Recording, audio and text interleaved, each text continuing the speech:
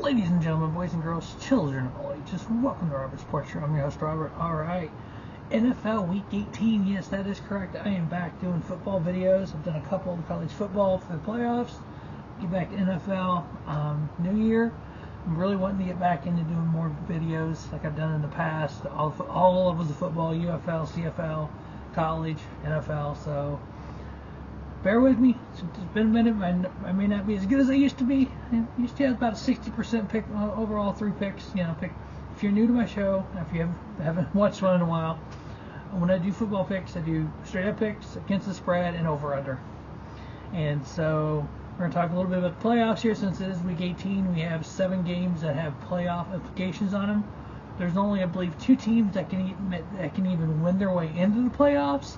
But for seeding, the number 1 seed, the first round bye, and all that, so we got some of that. If you're new to Robert Sports Show, typically I've done football in the past. It's been a while. Typically do pro wrestling. I typically do NASCAR. So those are kind of the mainstays. Football has kind of been a secondary. I didn't do last season. I just kind of wanted to just didn't make it work. So hopefully kind of make it work this year. I'm figuring to start 2026 off and kind of get the rest of the NFL season, get the college playoffs, and then on in the UFL come April, and then the CFL in June, and then next fall, all craziness. All right, so week 18, first matchup is for the NFC South title.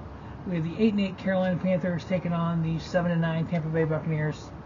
On December 21st, these two teams played. Carolina won 23-20. If Carolina wins, they can clinch the division with a win or a tie or an Atlanta loss. Tampa Bay can clinch the division with a win and an Atlanta loss or tie. So we got to worry about the Atlanta game and this game to figure out who's going to be the NFC South champion. Now, this game, Tampa Bay at home, they are favored by 2.5. That game in December 21st, they were in Carolina and they won by 3. Carolina won by 3 points at home. I'm going with Tampa Bay on this one. They are favored by 2.5. I got them winning cover and I'm taking under on the 43.5. I think we're going to have a really field goal game like we had back then. I think it's going to be really close. It's going to come down to the wire.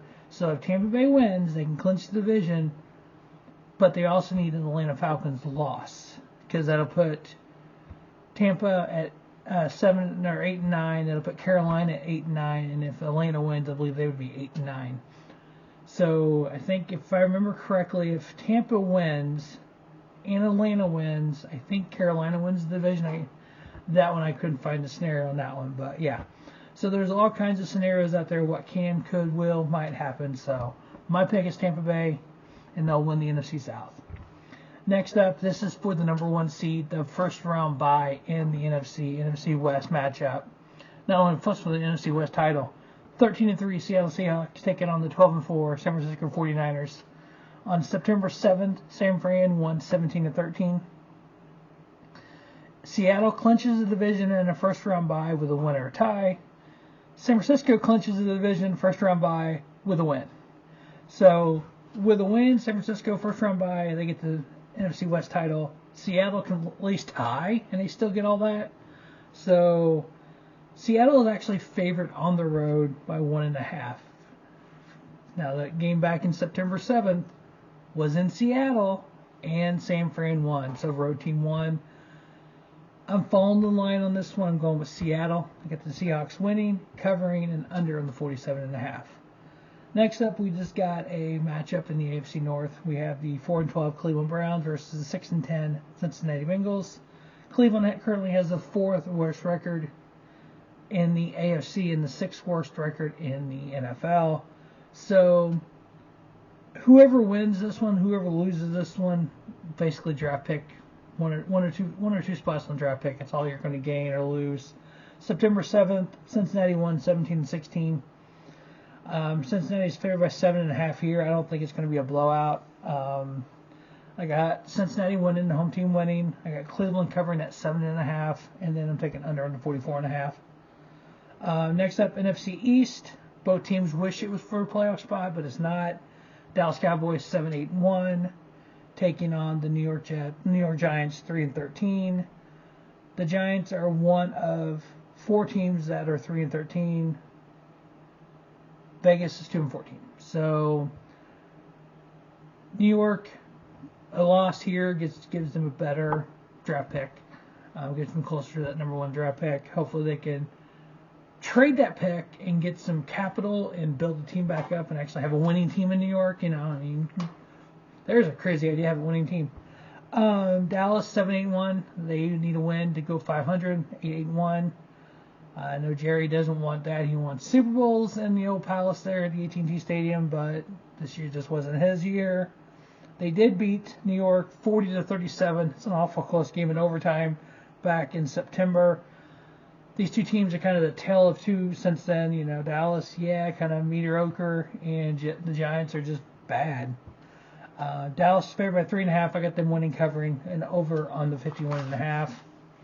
Next up, NFC North matchup: the 9-6-1 Green Bay Packers taking on the 8-8 Minnesota Vikings. Just bragging rights in the NFC North here. Green Bay won back in November 23rd. Minnesota's favored by a touchdown at home. Honestly, this is almost like a pick 'em. I can't believe it's a full touchdown. But I'm going to go with Minnesota. Got them winning, covering, and under 35.5. Next up, we have the Houston Texans at 11-5, hosting the Indianapolis Colts at 8-8. Houston needs a win here to win the division, but they also need a Jacksonville loss. So the Colts can play spoiler here. They can kind of ruin the day of their arrival. Back in November 30th, Houston won 20-16. So Houston's fair of 10.5 here. I think Houston is trying for that division and get the home field advantage and host a playoff game. So I got Houston winning. And the Indy covering the 10.5. I think it's going to be close. I think they can come close to being that spoiler team, but they're not going to quite pull it off. And then under the 39. Next up, we have kind of the same deal in the NFC South. 6-10 New Orleans Saints taking on the 7-9 Atlanta Falcons. Tampa Bay needs Atlanta loss and a win and they need to win for the NFC South. Now remember, Tampa 7-9, Carolina's 8-8, Atlanta is 7-9. So if we go back to that Tampa-Carolina game, Tampa needs to win plus an Atlanta loss or tie to win the division. Carolina just needs to win or win or tie or an Atlanta win to win the division. So we got 3. Atlanta kind of playing spoiler for the division because if they win, that can hurt Tampa Bay if they win. So you kind of got that weird little dynamic here. You got division games.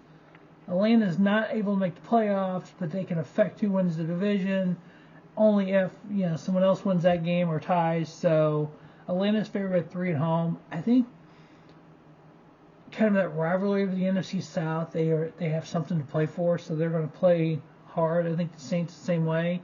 If the Saints can beat Atlanta, that would actually help Tampa Bay if they win.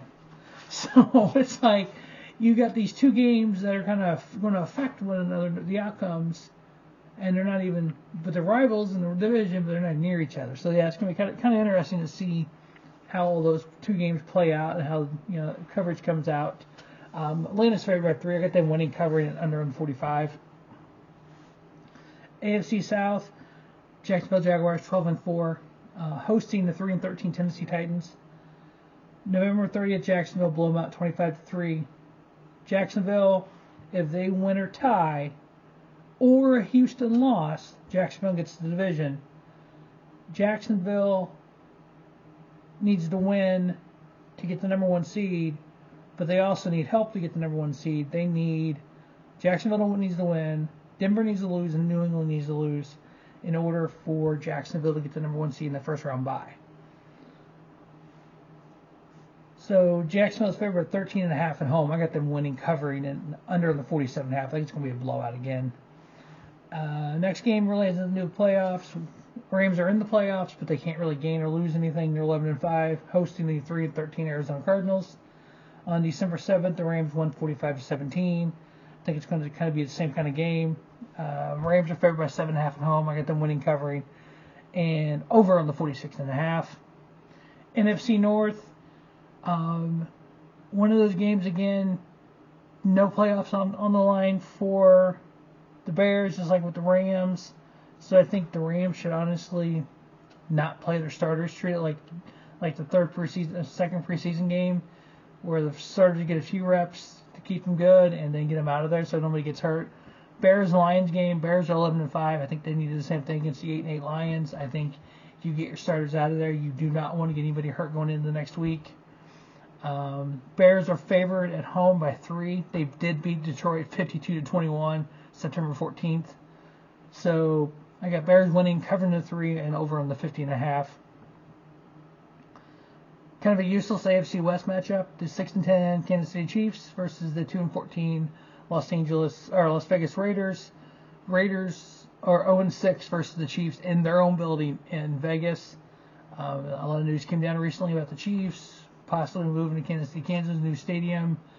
Locally, I see a lot of stuff online. I'm in Missouri, and yeah, there are people hacked off about that. They're literally moving 20 minutes down I-70. For those of you who don't know the area, 435 and I-70 is where Arrowhead is now. There's a second 435 on the Kansas side. Literally, 435 runs around Kansas City like this, and then 70 runs across. They're going from this I-435 to this I-435 next to Kansas Speedway in Kansas City, Kansas. People are losing their mind. There's 20 minutes between. People are losing their mind over it. Yeah. I get Arrowhead. It's been there 52 years. It's iconic. Sometimes you gotta out with the old, in with the new. Yankee Stadium, the house that Ruth built. Guess what? It's a parking lot. The house that Jeter built is there now. Same deal to me, but that's just me.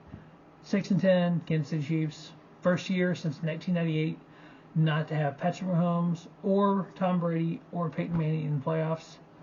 Wild stat. Obviously, Travis Kelce talking about retirement. Could he come back? How's Mahomes going to be when he gets back from the MCL? Yeah, a lot of question marks for next year, but this year we just got to finish it out. They're going in Vegas. Kansas City's actually favored by 5.5 in Vegas. So the Raiders were bad, and also the Chiefs own the stadium. Now there is a urban legend that when Allegiant Stadium there in Vegas was being built, that one of the members of the construction crew was a Kansas City Chiefs fan, and they buried a Kansas City Chiefs flag. And the Chiefs are 6-0 there since the stadium opened. So is that a little, interestingness? Yeah, it's kind of fun. But yeah. The Chiefs also beat the Raiders 31-0 at Arrowhead in October 19th. So, Chiefs win, cover under the 36.5. Next up, we have for the AFC West, 11-5 Los Angeles Chargers taking on the 13-3 Denver Broncos. The Chargers actually beat the Broncos back in September 21st, one of their 3 losses for Denver. Denver can clinch number 1 seed in the AFC with a win or tie. If Denver loses, so they need a win or Denver tie plus a New England loss or tie, or a New England loss and a Jacksonville loss. So you got Denver at 13-3, Jacksonville at 12-4. Where's New England at?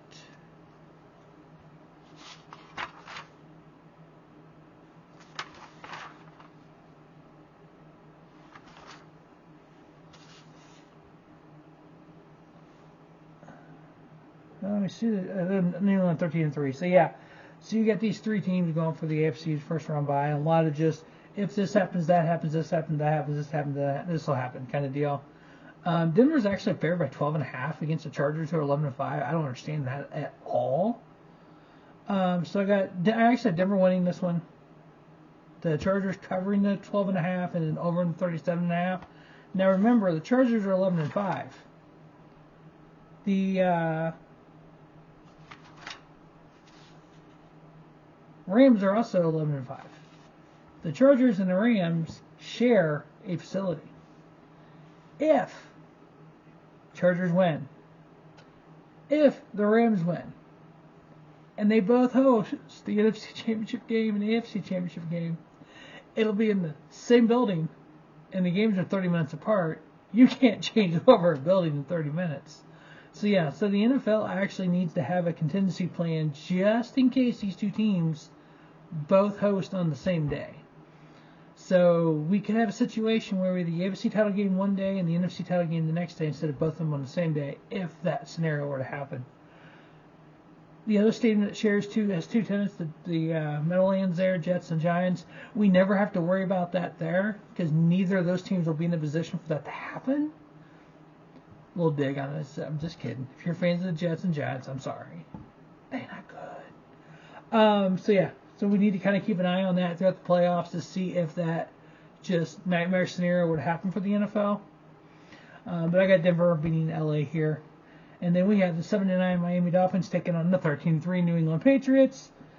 September, the Patriots won 33-27. New England can clinch the number one division with a win, plus the Denver loss or tie. And then, or New England tie and Denver loss. So those three games are going to be tied to each other. NFL Red Zone is going to be going crazy. And I know there's going to be a lot of people just flipping back and forth, have multiple screens, and have this game, gift game, this all. Yeah, I mean, it's going to be interesting Sunday, to say the least. Patriots are favored by 10.5. Obviously, they're playing not a great Miami team. So I got New England winning, covering, and over on the 45.5. And then we have the 3-13 New York Jets playing the 11-5 Buffalo Bills. Buffalo beat the Jets 30-10 back September 4th. If I am Buffalo, I am not playing my starters past the second quarter. You do not want to get anybody hurt going into the playoffs. Buffalo is favored by 6.5. I got them winning, covering, over on the 38. There's no reason to get somebody hurt against the Jets when you've got playoffs coming up. All right, NFC East, the Washington Commanders 4-12 taking on the Philadelphia Eagles 11-5. Same scenario for Philadelphia. They're in the playoffs. They can't really change anything. You just don't want people to get hurt. They're favored by 4 at home. I got them winning, covering, over on the 39. Back December 20th, Philly won 29-18 versus the Commanders. And then the Sunday Night Football game of the week in the AFC North. This is for all the marbles. The 8-8 Baltimore Ravens taking on the 9-7 Pittsburgh Steelers. Pittsburgh won 27-22 back December 7th. If Pittsburgh wins, they win the division. If Baltimore wins, they win the division. Winner take all with this matchup. Baltimore is favored by 3.5 on the road. Wow. I am going with Pittsburgh plus 3.5. I got the home team winning, over on the 41. Now, I'm going to forgive you if my picks aren't great. I'm sorry. If somebody wants to use them for betting, go right ahead, knock yourself out. It's been a minute since I've done football, so kind of a little rusty. That's why I kind of wanted to start with the postseason here, the end of the year, the playoffs, same with college football. That way, come the UFL, come the CFL, come next year, I'm kind of back into the groove of things. So, didn't do well on the college football playoff pick this week. Oops. Shouldn't have picked Alabama. Actually, you shouldn't have picked any team that had a bye week or bye month. Good God. Only that basically, everybody that had a bye lost, I think. So, I mean, crazier things have happened. But you know what? It's NFL too. Enjoy your football Sunday. As always, thanks for watching Robert Sports Show. And don't just have a great day. Have a spiffy day. Robert Sports Show, your YouTube leader, sports channel content.